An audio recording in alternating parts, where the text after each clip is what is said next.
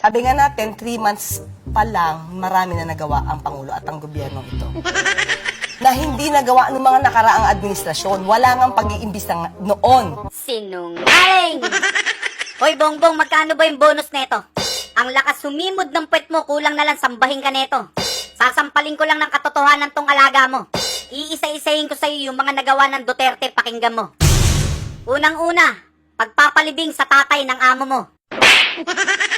Free irrigation law. 1,000 dagdag sa pensyon ng SSS. NTFL CAC. OFW Hospital. Bukana Bridge na inaangkin nyo. Dagdag sahod sa mga pulis. Dagdag sahod sa mga sundalo.